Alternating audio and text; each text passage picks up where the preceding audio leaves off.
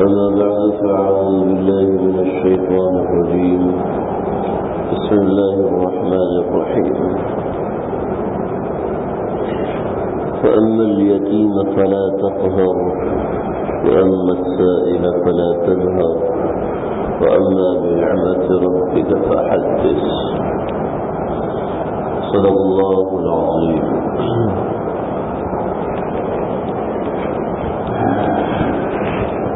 میرے محترم عزیزو بزرگو دوستو، دنیا میں دو ریاستیں ایسی ہیں جو اسلام کے نام پر بنی ہیں.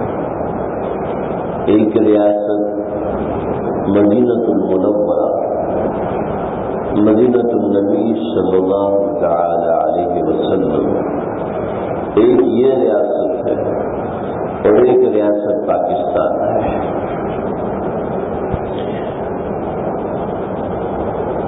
بہت علماء نے اور بڑے اکابرین نے پاکستان کو مسجد سے تعبیر کیا. بہت سے علماء نے پاکستان کو مدینہ ثانی سے تعبیر کیا. یہ ہمارے اوپر اللہ کا بہت بڑا احسان ہے کہ اس نے ہم کو ایک ایسی ریاست دی، ایک ایسا وطن دیا جو خالصتاً اسلام کے نام پر بنا ہے. اسلام کے نام پر اس کی پہچان رہی ہے اور امید ہے کہ آگے بھی اسلام کے نام پہ اس کی پہچان رہے گی. ہماری آج کی نسل اور ہمارے آج کے زمانے میں اس چیز کو بہت توڑنے کی کوشش کی جا رہی ہے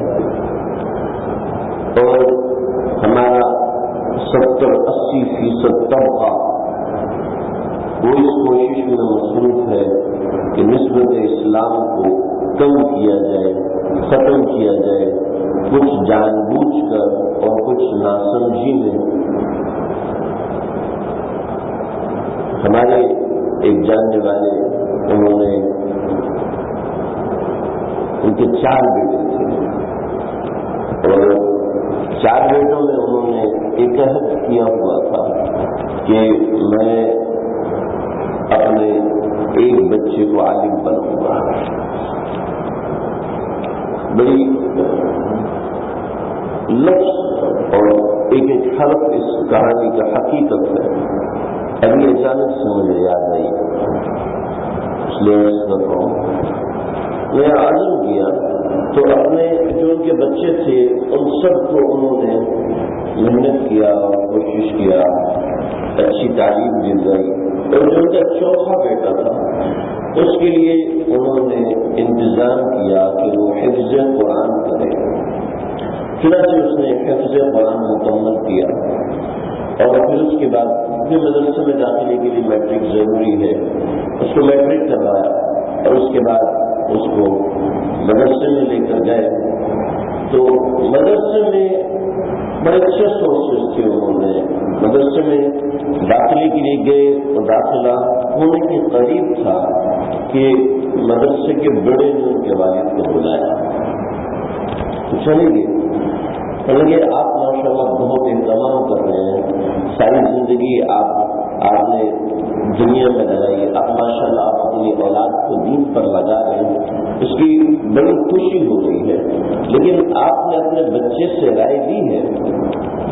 لیکن بچے سے رائے لینا کیا مطلب؟ وہ ماشاء اللہ ہر چیز سمجھ رہے ہیں. آج تک اس کے لیے ہم نے قاری کا انتظام کیا ہے، اس کی پڑھائی کا انتظام کیا ہے، اس کو مسجد لے جانے کا انتظام کیا ہے، اس کو یہ سارے کام کیے. تو چلے آپ ایک مطلب اپنے بچے سے رائے لیں. تو اس بچے نے خود بتایا کہ میں نے والد صاحب سے کہا کہ میں عالم دین نہیں بن سکتا، میں مدرسے جانے کو تیار نہیں ہوں. کیا وجہ؟ تمہارے لیے اتنا انتظام رکھا، حافظ بنایا، بچپن سے چاہتے تھے کہ تم ہمارے لیے صدقہ جاریہ بنو، چاہتے تھے کہ تم عالم بن کے ایک خاندان کی شفاعت کا ذریعہ بنو گے. اور یہ جو علماء کے پاس ہے. تو کہنے لگا کہ میں نے دیکھا کہ میری آپ کی زندگی میں جو سب سے لو کلاس امپورٹینس والا طبقہ ہے وہ علماء کا ہے. آپ نے جو سلوک چوکیداروں کے ساتھ کرنا ہوتا ہے اس سے بدتر سلوک آپ اس قاری صاحب کے ساتھ کرتے ہیں جو آپ کے گھر میں قرآن پڑھانے آتا ہے. آپ کو سب سے زیادہ شکوہ، آپ کو سب سے زیادہ شکایت، آپ کو سب سے زیادہ گلا اس قاری صاحب سے رہتا ہے. آپ کو سب سے زیادہ گلا دیندار طبقوں سے رہتا ہے. یہ ایسے ہو، یہ ویسے ہو، یہ ایسے ہو. نہ کبھی آپ نے کسی مخلوط پارٹی کا تذکرہ کیا ہے، نہ کبھی آپ نے کسی ایسی محفل جو کہ اسلام خلاف پارٹی ہو اس کے خلاف کبھی آپ نے زبان نہیں کھولی. اور کبھی ایسا نہیں ہوتا کہ آپ کسی دیندار طبقے کی تعریف کرتے ہوئے نظر آئے. میں نے یہی فیصلہ کیا کہ جو ہماری نظر میں سب سے نچلی کلاس کا طبقہ ہے میں ایسا بننا نہیں چاہتا. میں تو اپنی نظروں سے دیکھ چکا ہوں، اپنا مشاہدہ کر چکا ہوں. ہمارا ایک بڑا طبقہ اب دیکھ رہے ہیں ہماری مسجدیں ویران ہوتی ہیں. جو نسبت آبادی ہے اس آبادی کا 10-15% طبقہ مسجد میں آتا ہے. ایک مشاہدہ ہے پورے پاکستان میں. عرب کے اندر تو سارے عرب نماز پڑھنے جاتے ہیں. پاکستان کی بات کر رہا ہوں کہ پاکستان کا ایک 90% سے زیادہ طبقہ مسجدوں میں نہیں آتا، وہ نماز بھی نہیں پڑھتا. اور جو 10% نماز پڑھتا ہے اس میں بھی بہت سے لوگ ڈنڈی مارے ہوئے ہوتے ہیں. اور جو باقاعدہ مسجدوں میں آنے والے ہیں وہ بھی جماعتوں کی پابندی نہیں کرتے. خیر یہ آج تو میرا موضوع نہیں ہے. اس کا کہا تھا کہ پاکستان ہمارے ملک کی جو پروڈکٹ ہے، ہمارے ملک کی کیا پروڈکٹ ہے ساری دنیا کی؟ ہر ملک کی ایک پروڈکٹ ہوتی ہے. پاکستان کی پروڈکٹ اسلام ہے. آپ کسی ملک میں چلے جائیں بہت سے علماء ملے اور ہم مدرسوں کے پڑھنے والے ہیں اور پاکستانی مدرسوں میں ساری دنیا کے طلباء کا رجوع ہوتا ہے. تقریباً پاکستانی مدرسوں میں 71-72 ممالک کے طلباء اس وقت بھی زیر تعلیم ہیں. اتنی کڑی پابندیوں کے باوجود اور اتنی سہولیات کی نہ ہونے کے باوجود 71-72 ممالک کے طلباء پاکستانی مدارس کے اندر مقیم ہیں. خود ہمارے ساتھ پڑھتے رہے ہیں اور ہر جگہ سے جو اطلاع آتی ہے وہ یہ کہ اسلام سیکھنا ہے تو پاکستان میں جاؤ، اسلام سیکھنا ہے اور دین سیکھنا ہے تو پاکستان میں جاؤ. یہ ایک ساری دنیا کا رجحان ہے جو میں آپ کو پوری ذمہ داری کے ساتھ بتا رہا ہوں. پاکستان اسلام کا بہت بڑا ترجمان ہے اس لیے کہ پاکستان کی بنیاد لا الہ الا اللہ پر ہے. پاکستان کا نظریہ علماء کرام نے پیش کیا ہے. پاکستان کے نظریے میں علماء کرام نے جانیں دی ہیں اور یہ وہ تاریخ ہے جس کو مٹانے کی بہت کوشش ہو رہی ہے، جس کو مٹانے کے لیے اڑی چوٹی کا زور لگایا جا رہا ہے. لیکن ظاہری بات ہے یہ تاریخ مٹ نہیں سکتی.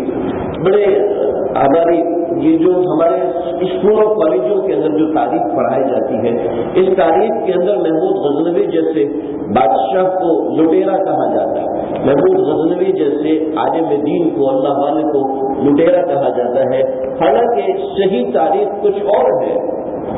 ایسے ہی پاکستان کی بنیاد کے اندر جتنی ماسٹر تک میں پڑھا ہوا ہم نے جتنی تعلیم حاصل کی ہے جو ہمارے اسکولوں کالجوں میں پڑھائی جاتی ہیں اس کے اندر کسی عالم دین کا ذکر نہیں کیا جاتا. زیادہ تر کسی عالم دین کا ذکر نہیں کیا جاتا. کہیں خاص جا کے وہ تحریک خلافت میں اور علی ثلاثہ مولانا محمد علی جوہر اور ان کا ذکر ہوتا ہے ورنہ کسی علماء کا ذکر نہیں ہوتا. حالانکہ شاملی کا میدان دیکھ لیں اور تحریک آزادی دیکھ لیں اور تعمیر پاکستان دیکھ لیں. 3 جون کی تاریخ جب لارڈ میڈالے نے جب اسلام پاکستان کا ایک اعلان کیا تھا اور پھر 14 اگست کی تاریخ کو دیکھ لیں جس کے اندر درختوں کے درخت علماء کی لاشوں سے بھرے ہوئے تھے. اس کو کون جھٹلا سکتا ہے؟ اس کا کون انکار کر سکتا ہے؟ قائد اعظم محمد علی جناح قائد اعظم محمد علی جناح جن سے علم سیکھتے تھے، مولانا شبیر احمد، چلیں ان سب چیزوں کو یہ ایسے ہی چونکہ علماء ہیں تو علماء اپنی تائید میں بولیں گے. جب پاکستان بنا ہے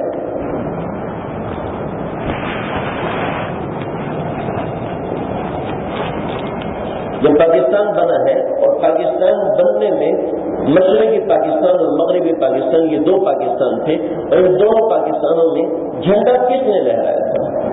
تو آج کی تاریخ بھی اس کا انکار نہیں کر سکتی. پاکستان کراچی اسمبلی کے اندر جب سب سے پہلے پاکستان کا جھنڈا لہرایا گیا اور سب سے پہلے پاکستان کا نعرہ لگایا گیا، وہ قائد اعظم نے ریکویسٹ کی تھی علامہ شبیر احمد عثمانی صاحب رحمۃ اللہ علیہ شیخ الاسلام سے کہ آپ جائیے اور آپ جا کر پاکستان کا جھنڈا لہرائیے ہماری طرف سے، اور آپ پاکستان کا نعرہ لگائیے. کر نہیں، آپ قائد وطن ہیں، آپ قائد اعظم ہیں ہندوستان اور پاکستان کے. پہلا نعرہ آپ کی تاریخ کے بعد آپ کی تقریر کے بعد لگنا چاہیے. تو کہنے لگے حق تو آپ کا ہے لیکن آپ کا حکم ہے اس لیے میں لگاتا ہوں.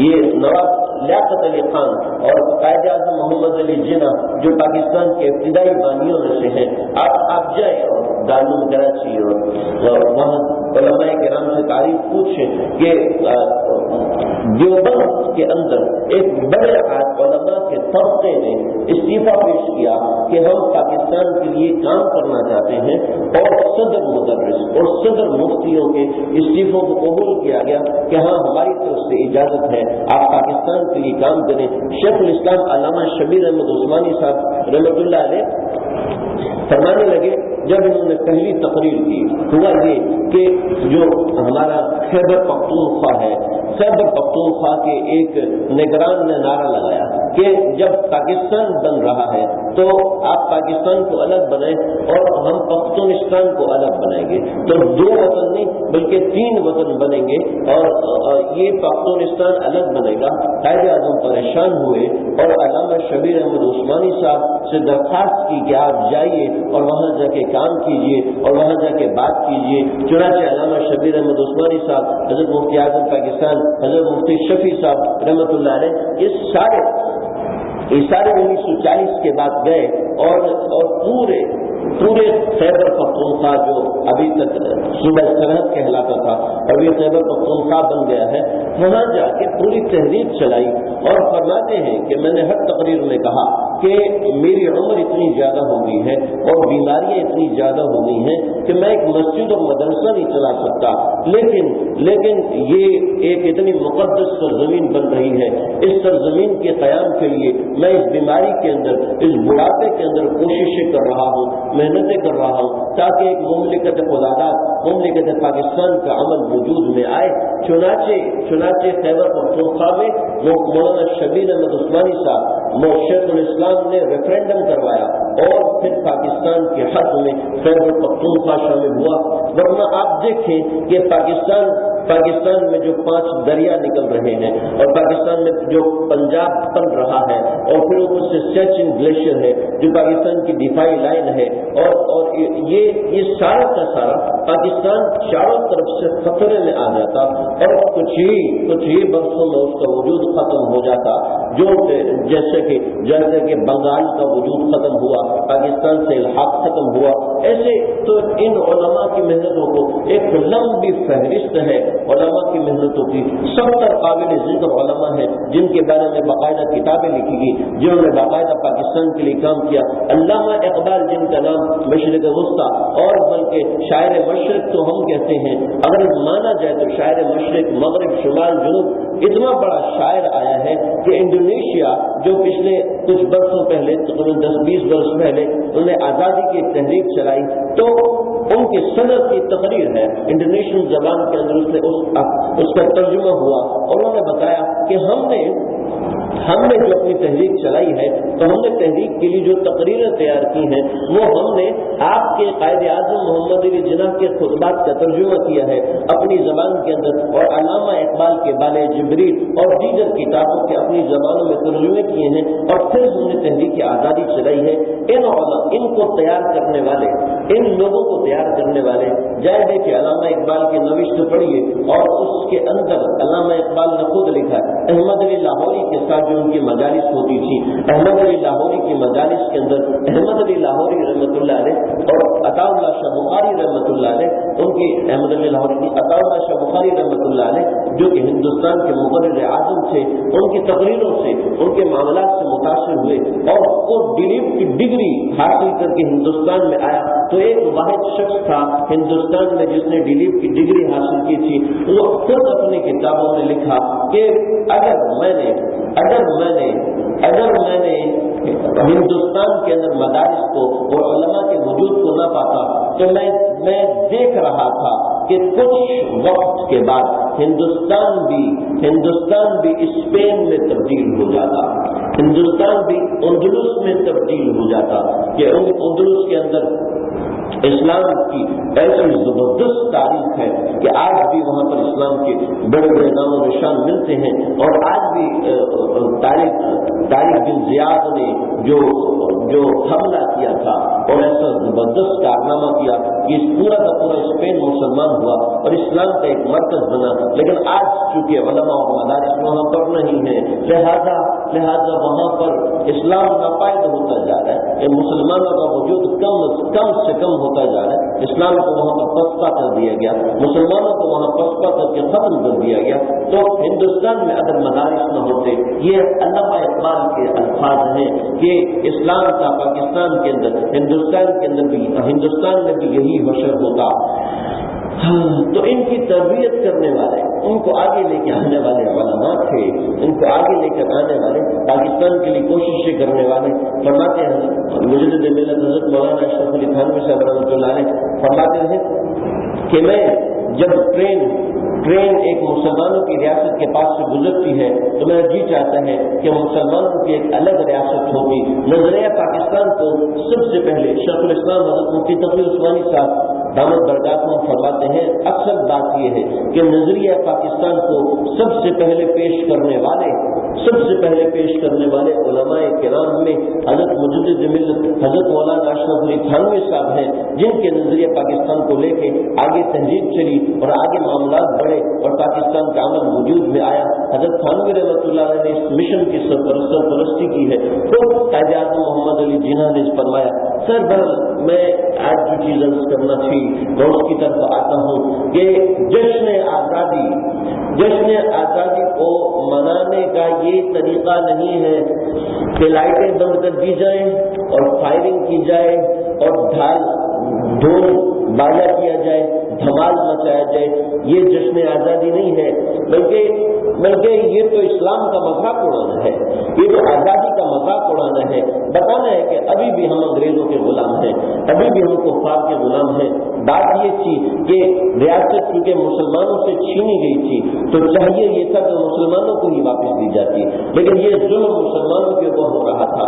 آج جشن آزادی کو منانے کا یہ طریقہ اختیار کیا جاتا ہے کہ لڑکے وہ سائلنسر نکال کر موٹر سائیکلوں پر سائلنسر نکال کر سڑکوں پہ شور مچاتے ہوئے گزرتے ہیں اور فائرنگ کرتے ہیں، پٹاخے بجاتے ہیں، چہروں کا رنگ مسک کے دوسرا کر دیتے ہیں، اس کے اوپر پرچم بنا کے دکھاتے ہیں کہ دیکھو ہم نے یہ کیا ہے، ہم کو پاکستان سے محبت ہے۔ پاکستان سے محبت کا یہ طریقہ نہیں ہے، پاکستان سے محبت کا یہ طریقہ نہ کسی قوم نے اپنی قوم سے محبت کا یہ طریقہ ظاہر کیا ہے، اور نہ آئندہ کسی ترقی یافتہ قوم کا یہ طریقہ ہو سکتا ہے کہ اپنے چہرے پہ پاکستان کا ٹیٹوز بنا لیا جائے اور اپنے جسم کے اوپر پاکستان کھدوا لیا جائے یا لکھوا لیا جائے وقتی طور پر۔ جسم کے اوپر لکھوانا تو ویسے ہی مکروہ ہے، جسم کے اوپر لکھوانے کو شریعت نے ویسے ہی منع کیا ہے۔ جو ملک اسلام کے نام پہ بنا تھا اس کی خوشی کے اظہار کے لیے ہم وہ کام کریں جس کی شریعت میں ممانعت ہے اور دھمال مچایا جائے،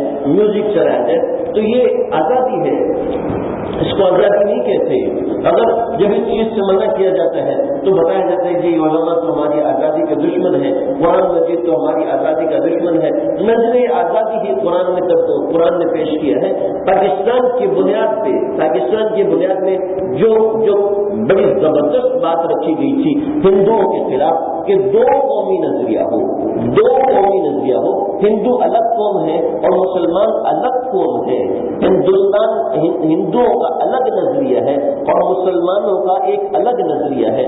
لہٰذا جب نظریہ الگ ہوگا تو لباس بھی الگ ہوگا, نظریہ الگ ہوگا تو رہن سہن بھی الگ ہوگا, نظریہ الگ ہوگا تو اعمال کا طریقہ بھی الگ ہوگا, نظریہ الگ ہوگا تو عبادت بھی الگ ہوگی. لیکن آج کیا ہو رہا ہے؟ آج ہماری ساری شادیاں ہندوؤں کے نظریے پر ہو رہی ہیں کہ نہیں ہو رہی؟ ہماری شادیوں کے اندر مہندی ہوتی ہے, کیا یہ نبی کا طریقہ ہے؟ کیا اسلام کا طریقہ ہے؟ ہماری شادیوں کے اندر مایوں ہوتا ہے, کیا یہ اسلام کا نظریہ ہے؟ ہماری شادیوں میں مکس گیدرنگ ہوتی ہے, بالکل ہوتی ہے, کیا یہ اسلام کا نظریہ ہے؟ کہ یہ پاکستان کا نظریہ ہے؟ کہ یہ اللہ کے نبی کا نظریہ تھا؟ ہماری شادیوں میں لڑکے لڑکیاں مکس ہو کے ڈانس کرتے ہیں, کہ یہ شریعت کا طریقہ ہے؟ کیا اس لیے پاکستان بنایا تھا؟ کیا یہ نظریہ پاکستان کے مطابق ہے؟ اس وقت پاکستان کی آزادی چاہیے. یہ بات کیسے بتاتے ہیں تو کہتے ہیں مولوی صاحب بڑی سختی ہوتے ہو, ہضم نہیں ہوتی. ہم نے اس لیے تو یہ وطن حاصل کیا تھا کہ ہم آزادی. آپ دیکھیں ہندوستان کی آپ تاریخ اٹھائیں, بس کراچی یونیورسٹی کی لائبریری جا کے کھولیں. آج کل تو بچے اپنی نصاب کی کتابیں نہیں پڑھتے, غیر نصابی کتابیں کیا پڑھیں گے؟ میں ایک طالب علم, میں سیکنڈ ایئر کا اسٹوڈنٹ آیا میں نے اس کو اس کے بارے میں دیکھا پڑھتا یہ کچھ موٹیویٹ کرو اس کو. میں نے تو دیکھو پاکستان کا اس وقت سب سے بڑا آدمی ایسا آدمی ہے کہ اگر وہ مسجد میں آ جائے تو امام صاحب کھڑے ہو کے اس کا استقبال کریں گے, اس کا حق ہے. اگر وہ جامع مسجد میں آ جائے تو امام صاحب کھڑے ہو کے اس کا استقبال کریں گے. اگر وہ عید پر آ جائے تو اس کا حق ہے, اس کا ہم پر حق ہے کہ ہم اس کا کھڑے ہو کے استقبال کریں, اس کو سیلوٹ کریں کہ آپ کا ہمارے اوپر حق ہے. وہ پاکستان کا سب سے بڑا پڑھا لکھا ہوا انسان ڈاکٹر عبد القدیر خان ہے. اس نے ہمارے وطن پہ احسان کیا, اس نے ہمارے وطن پہ ایک بڑا احسان کیا, پاکستانی ہونے کا حق ادا کیا, ایٹامک سائنسدان بنا. تو مجھے کیا پتا ڈاکٹر عبد القدیر خان کون ہے؟ تو جانتے ہیں, زندگی میں پہلی بار نام سن رہا ہوں. ہم اپنے ہیروز کو جانتے ہیں, کرکٹرز کو سب جانتے ہیں, جو تھوڑا سا دھمال کرنے والا ہو, جو ناچنے والا ہو, جس کو تھوڑی سی قدیم لینگویج میں اگر ہم جائے تو وہ مسجد میں اس ورڈ کو استعمال نہیں کر سکتا کہ اتنا گندا لفظ استعمال کیا جاتا تھا کہ یہ ٹی وی پر یہ کام کرتا ہے. تو یہ لہٰذا یہ پروفیشنلی یہ ہے, آج پروفیشنلی اس کی ورڈنگ چینج ہوگی کہ یہ موسیقار ہے, یہ گلوکار ہے اور یہ فنکار ہے. بس وہ ورڈنگ چینج ہوگی لیکن پیشہ وہی ہے, پیشہ وہی ہے. اور وہ جو دین کی طرف سے کھینچ کر لے جانے والا ہے. ہماری ساری قوم ایسوں کو جانتی ہے, لیکن جنہوں نے اس ملک پہ احسان کیا ہے, جنہوں نے ہم پر احسان کیا ہے, ہماری قوم و ملت اس کو جانتی نہیں ہے اور نہ جاننے کی کوشش کرتی ہے. اگر جاننے کے لیے زور دیا جائے گا, بہت ہی سختی کرتے ہو میرے بھائیوں, آپ لائبریریوں میں جائیں, کسی لائبریری میں جائیں, پاکستان سے پہلے کے عدالتی قوانین کو اٹھا کے دیکھیں. عدالتی قوانین کے اندر جو کیس اسٹڈیز آئے گی آپ کے سامنے, وہ یہ آئے گی کہ ہندو مسلمانوں کی مسجد کے سامنے ڈھول بجا رہے تھے, مسلمانوں نے اٹیک کیا اور اٹیک کرنے کے بعد لڑائی ہوئی, مقدمہ ہو گیا, یہ مقدمہ عدالت میں پیش کیا گیا. اور آج مسلمان خود کام نہیں کر رہے ہیں, مسلمان اپنی شادی میں یہ کام کر رہے ہیں, داڑھی رکھ کے ناچ رہے ہیں, ٹوپی پہن کے ناچ رہے ہیں. تو یہ پاکستان اس لیے بنایا تھا ہم نے, اس لیے 6 لاکھ جانیں قربان کی تھی, اس لیے ہم اپنے گھروں کے اوپر جھنڈا لہراتے ہیں. پاکستانی ہونے کی علامت صرف یہ ہے کہ یہاں پر بیج لگا لو, یا اگر بیج لگا لو we are proud to be Pakistani. ہمیں پاکستانی ہونے سے بہت فخر ہے, صرف اس لیے کہ سب رنگ کا ہلالی پرچم ہم لگا لیں. اس ہلالی پرچم کے پیچھے بہت خون بہا ہے اور ہماری بھی ذمہ داری ہے اس خون کو بہانا. اپنی آرزوؤں کا خون بہائیں, اپنے گھروں کو پہلے مسلمان تو بنائیں, اپنے مزاج کو پہلے مسلمان تو بنائیں. میں نہیں کہہ رہا سارے مولوی بنے, میں نہیں کہہ رہا سارے داڑھی رکھیں, میں نہیں کہہ رہا سارے مسجدوں میں آئیں, لیکن جس کے لیے ہم نے پاکستان بنایا تھا. لاہور میں مسجد آج بھی موجود ہے, مسجد شب پر آپ دیکھ سکتے ہیں. ہندوستان میں کیا ہوا تھا, یہ زمین ہماری ہے, تو یہ زمین ہماری, ہم مسجد پر آئیں گے. کیا ہوا؟ رات بھر میں رات لگائی اور رات لگا کے پوری مسجد ایک ہی رات میں تعمیر کر دی. مسلمان مزدور نہیں تھے، مسلمان گھروں میں کام کرنے والے انجینئر ڈاکٹر سب نے مل کے مسجد بنائی اور راتوں رات مسجد کھڑی کر دی. جب مسجد کھڑی ہوگی صبح ہندوؤں نے آگے دیکھا یہ جذبہ مسلمانوں، اتنی بڑی مسجد تو بنا دی. پھر جب اقبال نے بعد میں مسلمانوں کی حالت دیکھی تو بڑی عجیب بات کہی، مسجد تو بنا دی شب بھر میں ایمان کی حرارت والوں نے. جن میں ایمان تھا انہوں نے مسجد بنائی. مسجد تو بنا دی شب بھر میں ایمان کی حرارت والوں نے. من اپنا پرایا پاپی ہے برسوں سے نمازی بن نہ سکے. کہ آج کل عام طور پہ شعر سمجھ میں نہیں آتا، میں بتا دیتا ہوں کہ جب ایمان کی حرارت تھی نا تو ایک رات میں مسجد بنا دی تھی، لیکن کئی برس گزر گئے. جب من کے اندر پاپ بھرے ہوئے ہیں، جب دل کے اندر گناہ ہے، یہ فلم بھی دیکھنی ہے، یہ بھی کرنا ہے، یہ بھی کرنا ہے، وہ کوئی دیکھ تھوڑی رہا ہے اس وقت گناہ کر لو، سب سے چھپا ہوا ہے. جب من کے اندر پاپ ہے، جب من کے اندر گناہ ہے تو برس لگ جاتے ہیں. ایک بندہ نماز نہیں پڑھ سکتا، برس لگ جاتے ہیں. بس ہمارے جن میں ایمان کی حرارت تھی انہوں نے مسجد پاکستان تو بنا دی، انہوں نے پاکستان تو بنا دیا، لیکن جن کے من میں پاپ ہے، جو صرف ظاہر میں وطن سے وفاداری کا ڈھونگ ہم لوگ لچا رہے ہیں. اللہ رب العزت ہم کو معاف کرے، اللہ رب العزت ہم کو اس وطن کا فرما بردار بنائے، وطن سے تعلق لگانے والا بنائے. وطن سے وفاداری اس کا نام ہے کہ ہم وطن کے لیے کچھ کریں. جو طالب علم ہیں وہ اپنی پڑھائی کریں، ایسی پڑھائی کریں کہ وطن کو کچھ بن کے دکھائیں. یا جو بنتا ہے وہ باہر ملک چلا جاتا ہے اور جا کے انہیں کو جو کچھ دے کے جو کچھ حاصل کیا ہوتا ہے ان کو دے کے آ جاتے ہیں. اور جب بال سفید ہوتے ہیں وہ کک مارتے ہیں کہ جاؤ اپنے وطن پاکستان واپس چلے جاؤ. اور یہاں پر آ کے وہ جو کمایا ہوتا ہے اس سے کچھ زراعت کر رہا ہوتا ہے.